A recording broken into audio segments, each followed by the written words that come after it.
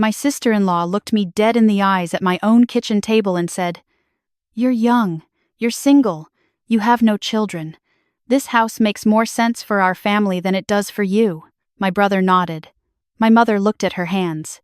My father cleared his throat and said nothing. I sat there for a moment, listening to the refrigerator hum, and thought, All right. Then, let me back up. My name is Maya. I'm 29 years old. I lived in a 2-bedroom house in Clarksville, Tennessee, a small city about 45 minutes outside Nashville. I bought the house at 26, with money I had saved for 3 years working as a freelance graphic designer, while also working nights at a printing company downtown. It was not a glamorous house. The kitchen was small, the backyard was mostly weeds when I bought it, and the guest bathroom had a faucet that dripped no matter what my landlord, the one I was buying it from, tried to do about it. But it was mine. Every single thing about it was mine. My name on the mortgage, my savings in the down payment, my credit score that I had spent 4 years building from nothing after a rough patch at 22. Mine. I had been in the house for about 2.5 years when my brother called me. He's 4 years older than me, 33 at the time. He had married his wife, I'll call her my sister-in-law because that's what she was legally, about 2 years earlier. They had been living in a 2-bedroom apartment in Nashville. Nice area. They paid around $2,000 a month between them. And my brother worked in IT sales and she did freelance event planning. So between them the money should have been fine. Should have been.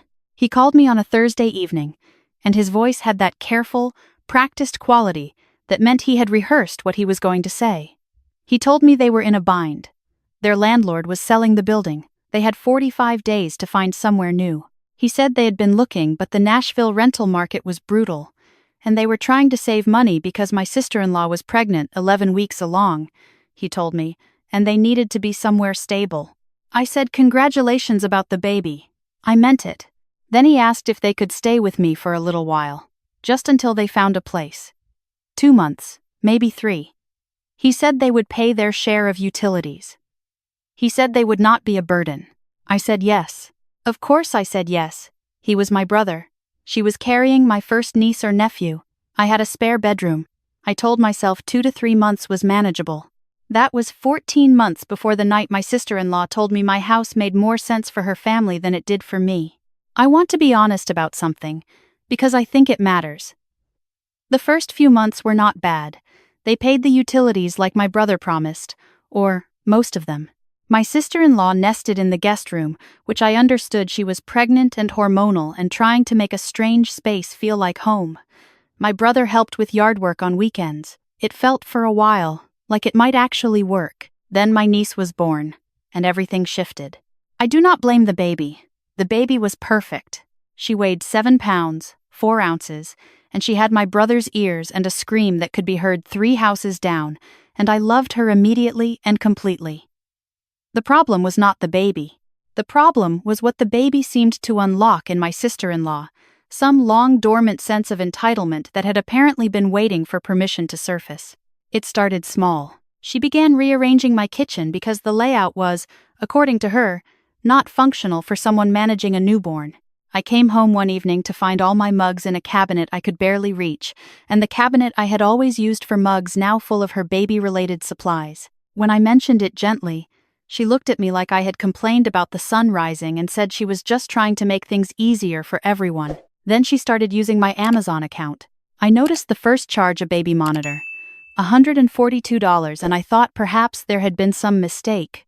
Perhaps she had accidentally one-clicked while logged into my account on the household tablet. I brought it up once, lightly, and she said she would pay me back. She never did. 3 months later, I counted 11 separate charges across 2 accounts totaling $612. Baby items, mostly, but also a pair of boots for herself and a meal kit subscription I had never signed up for and had to cancel. My brother's contribution to the utilities became irregular. Some months they paid. Some months there was an excuse, a slow sales quarter, a car repair, a miscellaneous emergency that seemed to recur with suspicious frequency. I stopped expecting it and just paid everything myself. I told myself it was fine. I told myself they had a newborn. I told myself this was temporary. The thing about temporary is that it only stays temporary if someone holds the line on it. No one was holding the line. Not my brother, not me, not my parents, who came to visit once a month and would cheerfully tell me how wonderful it was that I had such a full house, as if the fullness of my house was something I had chosen and was enjoying. My sister-in-law did not work for the first 8 months after my niece was born. This was her choice, and it was her right, and I am not criticizing her for it. What I am criticizing is the decision, apparently mutual and never discussed with me, that this meant she had time to manage the house, my house. While I was working, she reorganized my home office once while I was on a deadline because she needed the space to set up a photography backdrop for a social media project. I came home to find my work files stacked on the floor and a ring light standing where my monitor used to be. I should have said something then. I know that now. Instead, I moved my monitor to the kitchen table, finished my deadline at midnight, and told myself it would be fine. I kept a folder on my laptop labeled expenses that I had started about 6 months in, almost as a joke, just to see the numbers. By the 14-month mark, the folder was not funny anymore. Utilities they had not paid, approximately $3,000. Amazon charges and account misuse, $612. Groceries, I had done all the grocery shopping since they moved in, because the alternative was my sister-in-law buying whatever she felt like on my card, approximately $4,000 and change. A plumbing repair in the guest bathroom that she had caused by putting things down the drain she should not have, $850. Small things, dozens of them, that added up faster than I had let myself see. Total, 14 months in, somewhere around $9,000. More, if I counted the lease agreement I had turned down because I had assumed they would be gone by then. The landlord of an apartment I had been considering had wanted me to sign for 12 months, and I had declined because I thought surely my brother and sister-in-law would be out within 3. They were not out within 3. I never signed that lease. I lost the apartment I had wanted, and I had done it to myself, and no one had asked me to. The dinner where everything changed was in early October. My parents had driven up from Murfreesboro to see my niece, who was by then 6 months old and doing that thing babies do, where they become undeniably charming. We were all at my kitchen table, the table I had bought, in the house I owned, that I was sharing with 4 other people without having been asked if I wanted to, and my sister-in-law was talking about the future. Not her future, our future, the house's future. She had been on a real estate website, she said. She had been looking at comparable properties. She had been thinking, she said, in her most reasonable voice, about how this setup could work long-term. She said that with the baby, and with possibly another baby in the next year or 2, a 2-bedroom was really the minimum they needed. She said that she and my brother had talked about it and it made the most sense, financially and practically. If they were to take over the lease, I owned the house. There was no lease. I did not correct her, and I could find a studio or a 1-bedroom nearby. I was young, she said. I was single. I had no children. The space, she said, made more sense for their family. She said it the way someone says something they have already decided. Not a question. A conclusion she was announcing. I looked at my brother. He nodded. Not enthusiastically, but he nodded. The small, quiet agreement of a man who had already had this conversation with his wife and signed off on it before bringing it to me. I looked at my mother. She was looking at her hands. I looked at my father. He cleared his throat and reached for his water glass. No one said wait. No one said that's too far. No one said Maya, this is your house. The word that came to me, the only word I could find in that moment, was all right. I said it once. Then I picked up my fork and finished my dinner. That night, after everyone was asleep, I sat at my kitchen table in the dark with my laptop. I opened the expenses folder. I went through every line. Then I opened a new document, and I started at the beginning, not the financial beginning, but the real beginning. 14 months ago, when my brother called and asked for 2 to 3 months, and I had said yes without a contract, without a timeline, without a single thing in writing. I typed for 2 hours. When I was done, I had 5 pages. I read it back. Then I closed the laptop and went to bed and lay there staring at the ceiling until 4 in the morning. The next day at work, I called my friend Dominique. We had been close since college. She was a paralegal and had twice helped me understand paperwork I did not understand. I told her everything, not just the dinner, but all of it, starting from the phone call 14 months ago. She was quiet while I talked. When I finished, she said, "Say that last part again." I repeated it. "My sister-in-law wants me to move out of my own house so she can raise her family there." Dominique said, "That is genuinely insane." I said, "I know, but I didn't say anything." She said, "Maya, honey, you own that house." I said, "I know." She said, "They cannot make you leave. You know that, right? They have no legal standing. You could have them removed if you wanted to. You have more power here than you think you do." I had known this, technically, but hearing it said out loud by someone else made it real in a way it had not been before. I thanked her and hung up and sat in my car in the parking garage of my office building for 15 minutes, thinking. That evening I went home, said hello to everyone as normal, ate dinner as normal, and then told my brother and sister-in-law I was going to bed early because I had a headache. I went to my room and spent 3 hours going through my bank statements, my credit card records, my Amazon account history, my utility bills. I printed everything. I organized it into a binder, a plain blue one I had bought at Walgreens that afternoon without telling anyone why. I labeled it in black marker on the spine, 14 months. I am a graphic designer. Presentation is part of my professional DNA. By 11 o'clock, the binder had tabs. Summary page at the front. Categories behind it. Every number was accurate. Every charge was documented. The total, when I added it all together properly and included the opportunity cost of the apartment I had declined, was $11,400. I put the binder in my work bag, and I closed the bag and I went to sleep. Over the next 2 weeks, I moved quietly. I called a real estate attorney whose name a colleague had mentioned once. I told her my situation. She confirmed what Dominique had told me. The house was mine. No one else was on the deed, and I had every right to give my brother and his wife formal written notice to vacate. She told me the process, the timeline, the specifics. I took notes. I thanked her for her time. I said nothing at home. I was pleasant. I helped with my niece in the evenings the way I always had. I made coffee in the mornings and left a cup for my brother the way I always had. My sister-in-law watched me with a slight narrowing of her eyes that I recognized she was waiting for the conversation from the dinner to resurface, waiting for me to either agree or push back. I gave her neither. I gave her normal. I gave her nothing that could be used later as evidence that I had warned them. I know people will ask why. I know it seems cold. But I had spent 14 months being warm and reasonable and accommodating, and the result of all that warmth and reasonableness was being told to move out of my own home. I was done negotiating before the negotiation had officially started. On a Thursday afternoon, I texted my brother. "Can we talk tonight? Just you and me?" He said, "Sure," after dinner. We sat on the back porch. I had turned the weeds into something that actually looked like a backyard over the past 2 years. There were string lights along the fence, and a small table I had found at an estate sale and painted white. My brother sat across from me with a beer, and the relaxed expression of a man who expected a mildly uncomfortable conversation that would ultimately go his way. I put a folder on the table between us. Inside was the summary page from the binder. He looked at it. I watched his face. He said, "What is this?" I said, "This is what the past 14 months have actually cost me. Financially, not counting other things." He picked it up. He read it slowly. The beer went untouched. He said, "I didn't know it was this much." I said, "I know you didn't. I should have told you sooner. That's on me. But now you know." He was quiet for a while.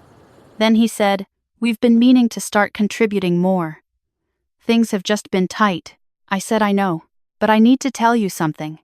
And I need you to hear me before you respond." He looked up.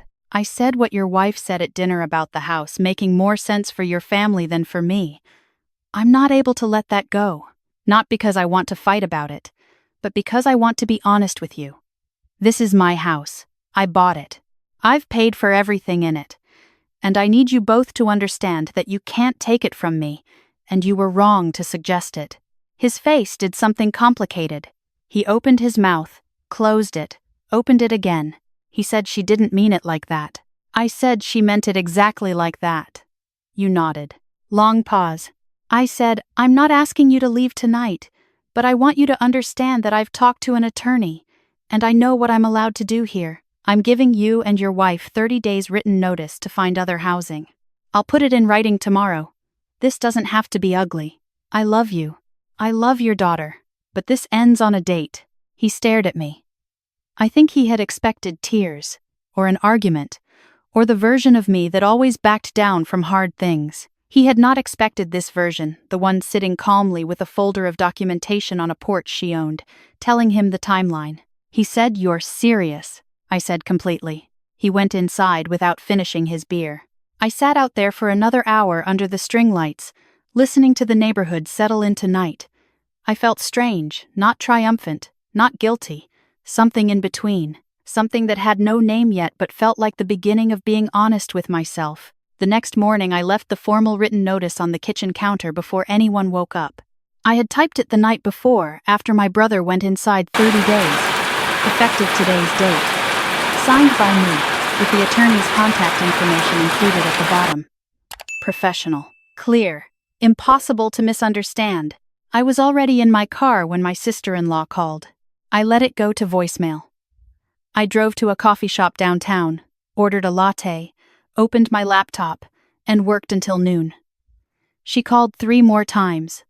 My brother texted twice. I did not respond to any of it. At noon, I listened to my sister-in-law's voicemail. Her voice moved through about 4 different emotional registers in 45 seconds. Shock, then outrage, then something wounded and calculated, then outrage again. She said I was being cruel. She said I was punishing her for one comment. She said I had a baby niece to consider. She said she could not believe I was doing this to family. I noticed what she did not say. She did not say I was wrong. She did not say the house wasn't mine. She did not say she hadn't meant what she said at dinner. I called my mother. She answered on the second ring, the way she always did when she recognized my number, and said, "Hello, sweetheart," in the warm, automatic way of a mother who is not expecting anything difficult. I said, "Mom, I need to tell you what happened, and I need you to listen before you respond." I told her everything, not just the dinner, but the 14 months, the utilities, the Amazon account, the reorganized office, the plumbing repair, the apartment I had turned down, the $11,400. I read her numbers from the summary page because I wanted her to hear them out loud, not as a complaint but as documentation, as fact. When I finished, there was a long pause. She said I didn't know it had gotten that bad. I said, "I know, Mom. I didn't tell you. I kept thinking it would work itself out." She said, "You should have said something sooner." I said, "You're right. But at dinner, when she said what she said, you looked at your hands." Dad reached for his water glass. No one said anything. Another pause. Longer this time. She said we didn't want to start something. I said I understand that. But she was talking about taking my house, and neither of you said a word. My mother's voice, when she spoke again, was smaller than usual. She said, "You're right. That wasn't fair to you." It was not an apology exactly, but it was more than I had expected, and it cost her something to say it, and I received it for what it was. I said I've given them 30 days. I wanted you to hear it from me. She said okay. Then quietly, "Maya, I'm proud of you." I didn't know what to say to that. I thanked her and hung up. My brother came to talk to me that evening alone this time, without his wife, which told me they had fought about it. He looked tired. He sat down at the kitchen table and folded his hands the way our father did when he was trying to choose his words carefully. He said, "We can't find a place in 30 days. I said I understand it's hard, but I gave you official notice. The 30 days starts today." He said, "What if we need 45? I said, "The notice is for 30. If you need more time after that, we can talk, but I need the commitment in writing that you'll be out." He said, "This is really how you want to do this." I said, "This is how it needs to be done. I love you. I'm not doing this to hurt you.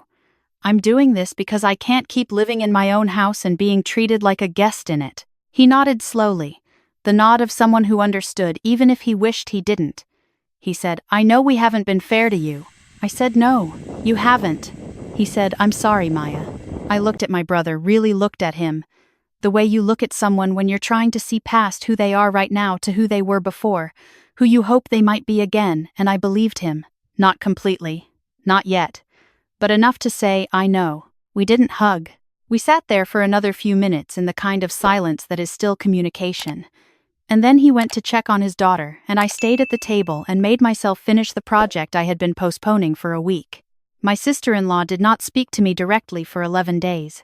She communicated through my brother, through pointed silences, through the exaggerated performance of packing boxes in a way designed to be heard and seen and felt as accusation.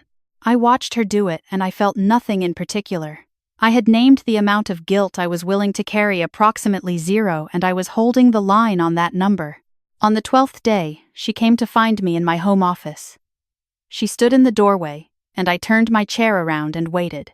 She said she needed me to know that this was going to affect my niece, that my niece was going to grow up knowing that her aunt chose a house over her family. I said with respect, "Your daughter is 6 months old. She doesn't know anything yet. What she grows up knowing will depend entirely on what you tell her." My sister-in-law said, "You're so cold." I said, "I'm clear. There's a difference." She said, "I never meant to make you feel unwelcome in your own home." I said, "But you did, for a long time, and at dinner you said out loud that I should leave, and now I'm asking you to." She said I only said that because I was stressed. I said, "I know, and I'm asking you to leave because I was also stressed." For 14 months, she had nothing to say to that. She left the doorway. I turned back to my monitor. They were out in 28 days. Not 30, 28. My brother found a 2-bedroom apartment in a suburb north of Nashville, more affordable than the city. A 20-minute commute, but manageable. He texted me the address the day they signed the lease. I responded, "That's great. I'm glad you found something." The morning after they left, I walked through my house alone. It is a strange thing to reclaim a space you have been sharing. Every room felt both familiar and new. The kitchen had been rearranged back to the way I kept it. I had spent an evening after they moved the last box out, returning every cabinet to its original order. My coffee mugs were where I had always kept them. The home office was mine again.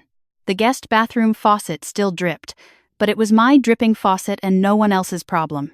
I made coffee and sat at the kitchen table and felt the quiet. It was not triumphant quiet. I want to be honest about that.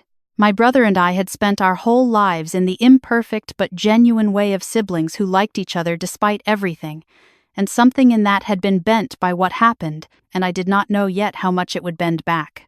My sister-in-law and I were not friends, and had perhaps never really been, but we were tied together by the small person they had made, and I thought about my niece more than I wanted to admit during those first silent mornings.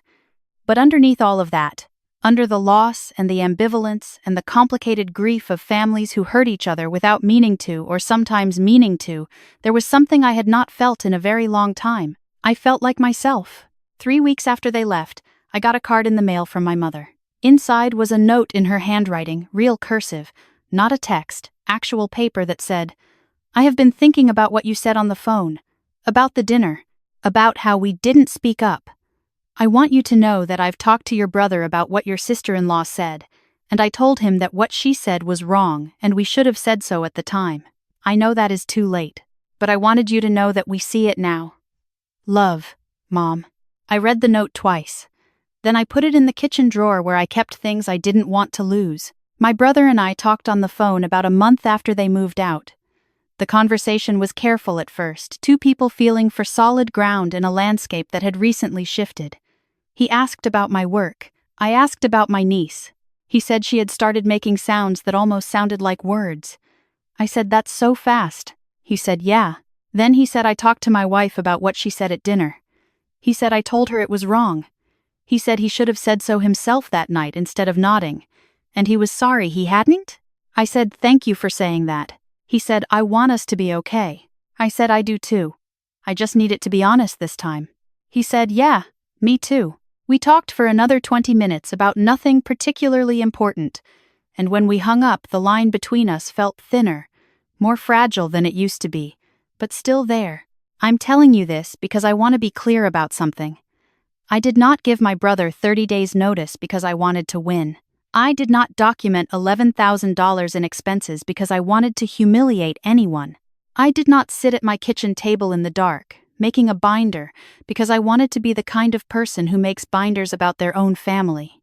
I did it because for 14 months I had been so focused on being good and accommodating and not making things difficult that I had slowly, quietly, become invisible inside the walls of my own home. I had paid for everything and said nothing about it. I had absorbed the cost of other people's choices and called it love. I had watched my house get rearranged around me and smiled at the dinner table and let someone tell me in front of my parents, in my own kitchen, that I should leave. The thing about being the one who holds everything together is that people stop noticing you're doing it. They stop noticing the effort. They stop noticing the cost. They assume the holding together is just the natural state of things, the default, and that it will continue regardless of what they say or do. But it doesn't. It only continues as long as you allow it to. When I stopped allowing it, my brother found an apartment in 28 days. My sister-in-law, who had told me the house made more sense for her family, was packing boxes within 2 weeks of the notice. The thing they had assumed was permanent turned out to be entirely contingent on me, on my willingness, on my silence. The house is quiet now. My coffee mugs are where I put them. My home office has not been reorganized by anyone other than me. The backyard is still the backyard I made, string lights along the fence, the white table from the estate sale, a garden bed I started last spring with tomatoes and herbs that are growing better than I expected. My niece is 7 months old now. I'm going to drive to Nashville next weekend to see her. I'm going to hold her and let her grab my finger the way babies do. And I am going to be her aunt, not a provider, not a landlord, not a utility someone taps into when they need something. Her aunt, that is exactly the right amount. My mother called last week to check in. She asked if I was doing okay in the house alone. I said more than okay. She laughed a little and said, "You always were self-sufficient." I said, "Mom, I think you mean stubborn." She laughed again. And it was warm. And it was real. And I held on to that for a while after we hung up. I am 29 years old. I own a house in Clarksville, Tennessee, with a spare bedroom, a dripping bathroom faucet, and string lights in the backyard that I put up myself. I have an expenses spreadsheet I no longer need to update. I have a blue binder in my closet, labeled 14 months, that I may never show to anyone and may someday throw away, and may someday be grateful I kept. I have a brother. I am slowly, carefully, learning to trust again. I have a niece who doesn't know any of this yet, and who I intend to love without keeping a record of it. And I have, for the first time in a long time, a life that belongs entirely to me. Not because I took it back from anyone, but because I finally stopped handing it away. If you are someone who has been handing it away piece by piece, month by month, in the name of keeping the peace, in the name of not making things difficult, in the name of being the one who handles it, so everyone else doesn't have to, I want to tell you something that took me 29 years and $11,400 to understand. The peace you are keeping is not yours. It belongs to the people you are protecting from the consequences of their own choices. And you can stop protecting them whenever you decide to. You are allowed to decide to. I did. And my house has never felt more like mine.